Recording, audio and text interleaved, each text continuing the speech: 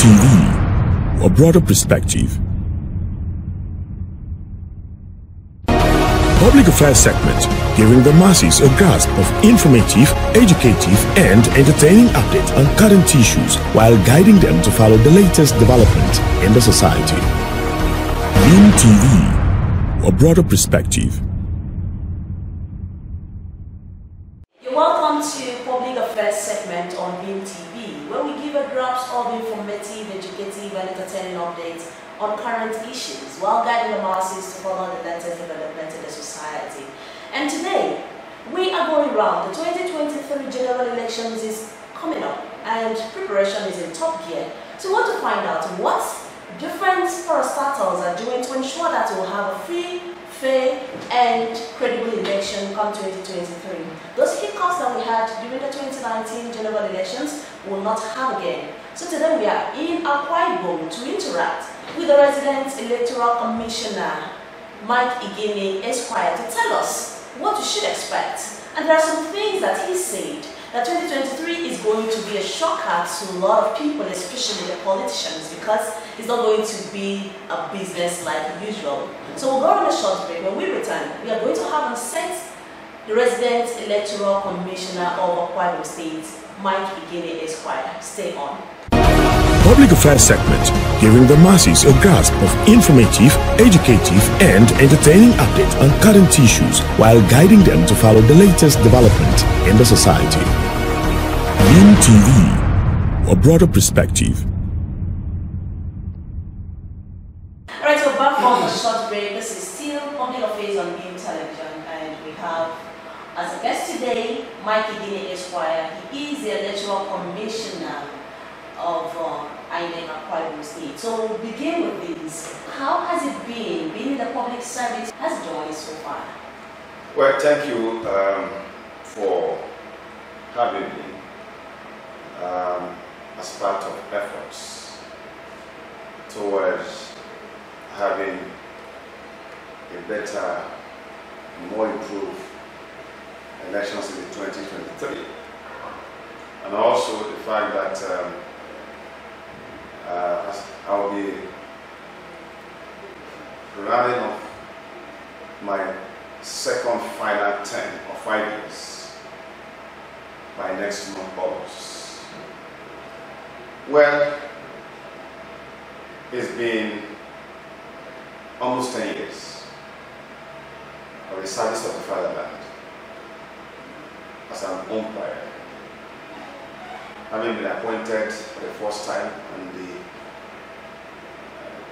2010 and completed the first term after the 2015 elections. And of course, I had the privilege of being reappointed for the second term by yet another president of another political party, the current president of Nigeria. And I was deployed to Akwa Ibom State, where obviously I'm having the longest period of service, because my first term I spent 4 years, 11 months, and a few days before I was transferred to the state where I finished the first term. I demand results, and your reward is also based on reward on performance. But in the public sector, because people are paid salary and fixed allowances, the result doesn't appear not to be matter at all. But as an umpire who swore to an oath under the Constitution to do right of all persons, in the last 9 years plus, I have kept my oath of office, like the Romans, in doing the right thing. But the only strange thing that I have found in the public sector is that when you do the right thing, people go after you for doing the right thing. you are not rewarded for doing the right thing. You are basically hounded in the public sector in doing the right thing. Sometimes you begin to ask yourself whether you are living in a different world. Sometimes you feel lonely for doing the right thing in the service of the country. That is the kind of country we have found ourselves.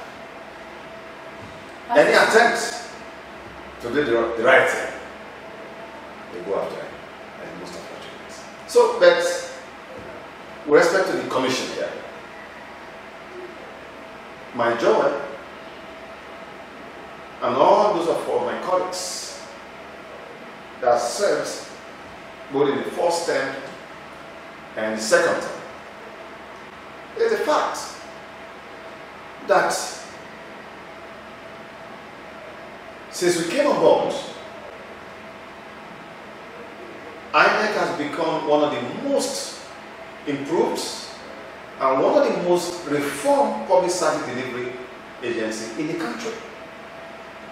And that is a consolation that people like us will have leaving the office after 10 years.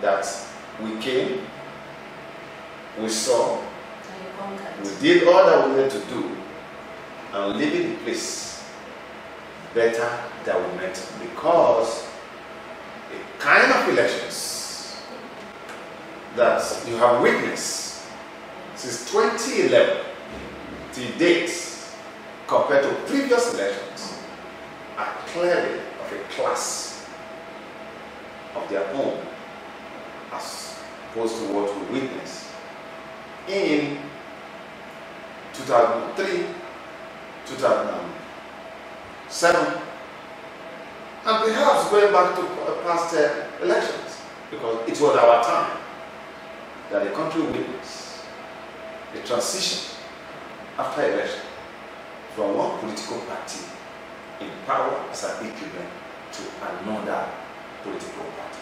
So that's our consolation, that we are living in a place better than we met. Okay, you said that Akwa State has been the longest state. You said in Akwa longer than any other state that you said.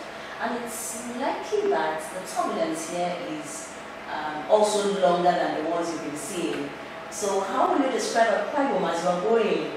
First, I want to thank the good people of Akwa State, the ordinary man on the streets. Quite a number of their elites who, in their works, in their actions, the things that they have done, both in written, in spoken interaction, publicly, they have shown that indeed we have good people in our State.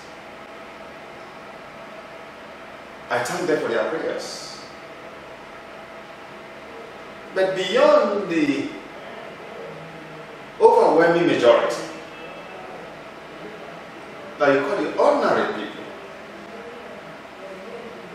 whose prayers and supports have taken us this far, there's a fact that we also have a class of few, handful, vocal elites who, on account of the offices they have held before, believe that the electoral process must be designed in their image. You must not breach public trusts. And so, these few elites who have not been used to going through the due process of election gave me an experience that I've never had before in all the places that I've served. These few elites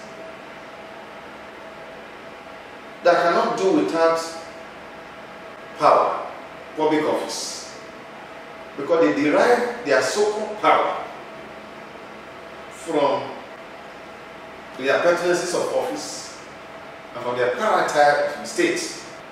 Okay. Alright, before we go to because the focus today is the update on 2023 general election. Before we go into that, the business of the day, still on you. You are about to complete your tenure as a resident Electoral Commissioner. So what's next after this? The beauty of people who have a fixed office before coming to public office is that because a public office, particularly the tenure one, is for a period setting. And so because I have a fixed address, I have an office in Lagos, my chambers, and go back To your chambers. to my chambers. And that is why when we come to public office, because we have other jobs that we'll do, we'll do the job as required by the law. And that explains why actions, our inactions, stands on the part of the rule of law. Alright, you concerning 2023 general election, one of the interviews that you granted, you said that there was the 2023 will be a difficult task to beat. So we want to know, has the loopholes for rigging election been totally closed? First, it should be noted that election is an indestructible bedrock of democracy. I can say that INEC has improved tremendously. So much so that the statement I made that by 2023, if all innovations that we have developed, as well as the coming into force of the 2022 Electoral Act, that if were fully implemented by all those who will be called upon to be part of the exercise, because as you know, if you look at the pyramid of election day implementation, INEC out of the 14 layers, INEC is just only 3. We are basically supervisors of election on election day. Now, as part of improvement on previous efforts of the Commission,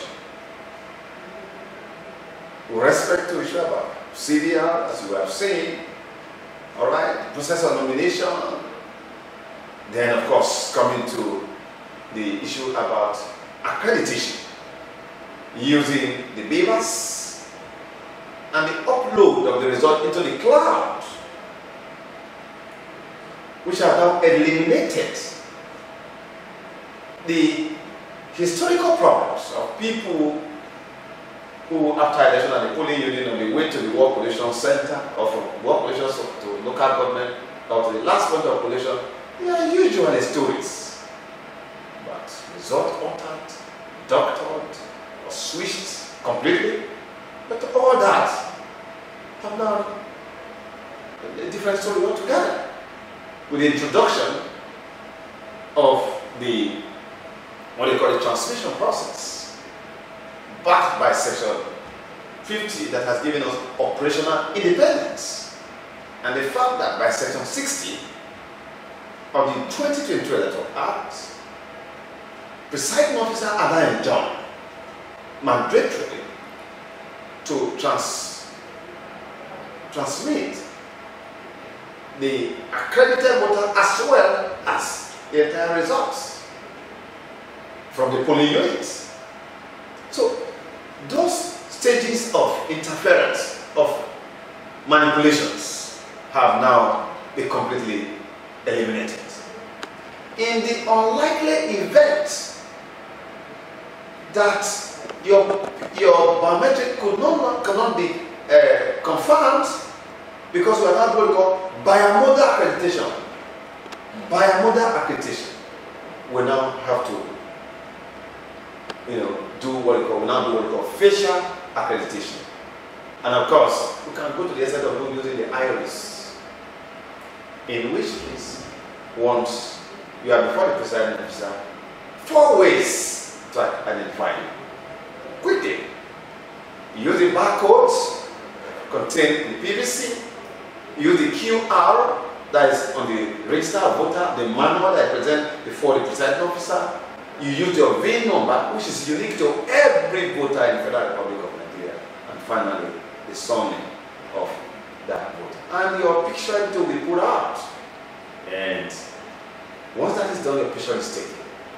The party agent, after the presiding officer has signed the form EC8A, and the party agent also countersigned, and the form EC60E, what we call the people's form EC8A, which is basically what is contained in the form EC8A, and we pasted at the polling unit. We're required to upload into the INEC result viewing portal. When, just as we are doing what we call bimodal accreditation, we also do what we call a bimodal accreditation process. So we have uploaded. You have to go to the Work Collation Center with the hard copy on the form EC8A for the Work Collation Officer to aggregate the entire polling unit result that constitutes the ward and in that order of the last kind of operation. So those things have been put in place. Section 73 of the Electoral Act itself has also made it possible. About the loopholes in 2020, the 2019 general election, but you mentioned some of the things, and that could note that all the loopholes have been closed, and all the hiccups, all the issues that we had in the 2019 election, like the card reader not capturing someone, or the not identifying someone's thumbprint, has been rectified. Clearly,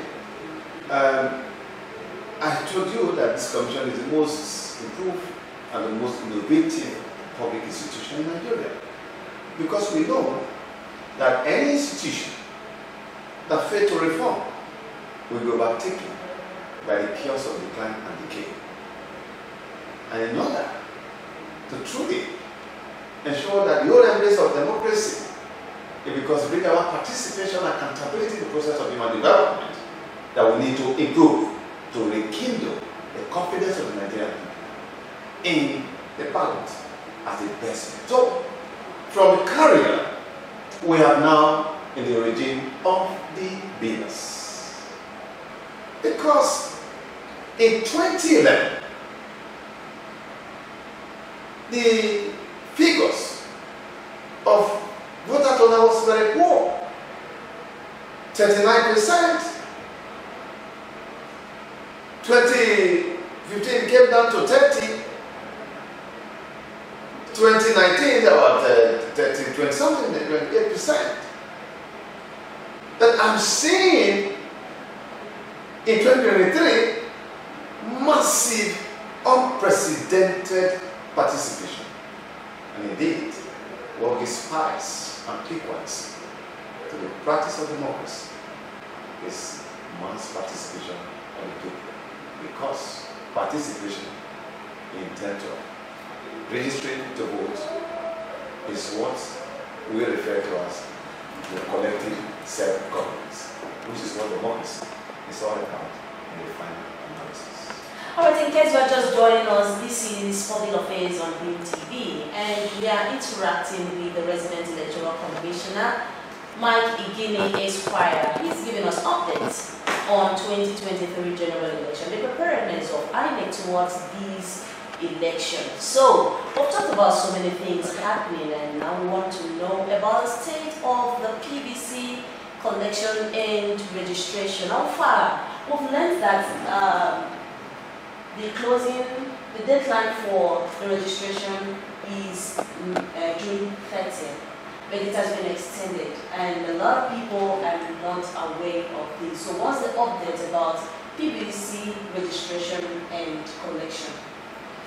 First, it is true that the CVR, the continual voter registration exercise, ought to have ended on the 30th of last month, June. But first should be noted that the current commission actually commenced the process as on the 21st of April 2016. The new regime in line with the Act of True Continuous Voter Registration Exercise on daily basis. 9th of March will be the last day for campaigns.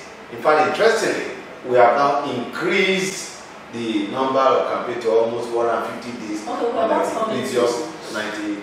Yes, we are about coming to updates on campaign and parties activities, and we've started mentioning that. I want you to have for everybody to know, what politicians, the masses should know, and it will also help the media in case some politicians want to outsmart us coming to a campaign, so that we will not be charged by INEC and also by the NDC. So we want to know what's the situation about campaign and parties activities.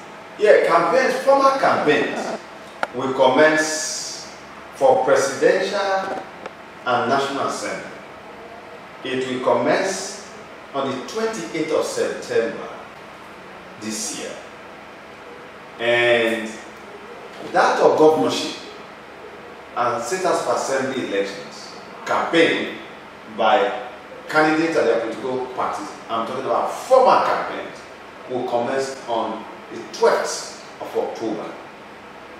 The last day for campaigns for presidential will be on the 23rd of February 2023, and the last day for campaign for governorship across the state and state house of assembly will terminate on the 9th of March 2023.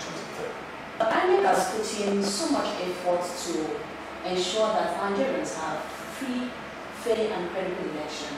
But the issue of vote buying has been as old as the country itself. And how do we eliminate this? How do we cut the issue of vote buying so that every vote will count?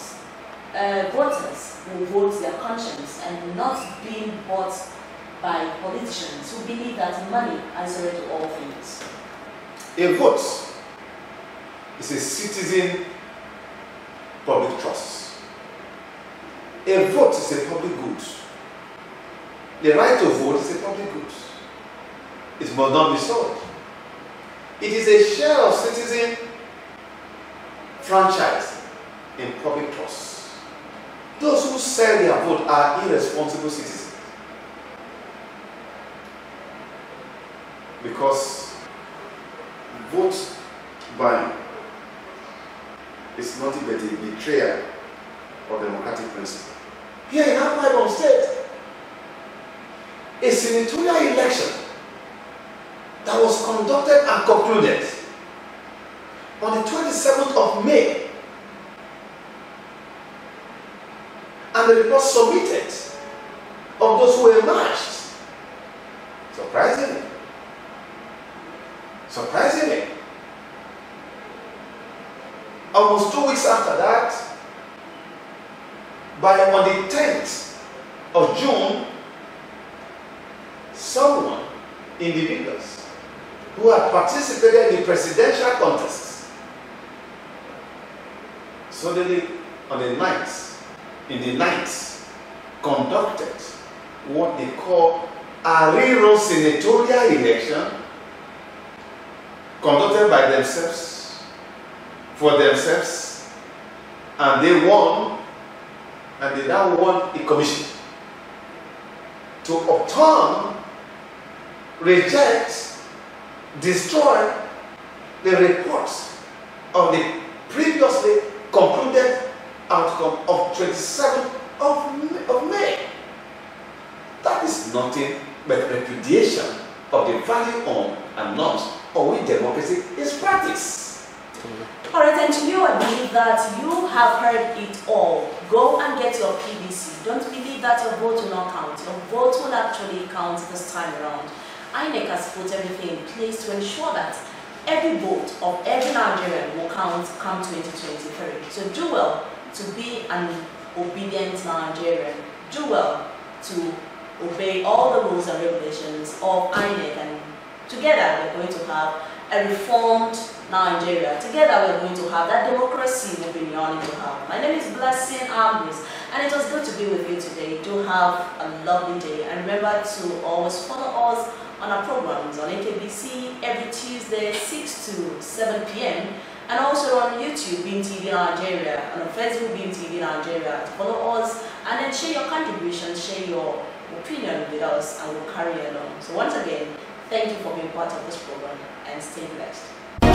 Public Affairs segment, giving the masses a grasp of informative, educative and entertaining updates on current issues while guiding them to follow the latest development in the society. Beam TV, a broader perspective.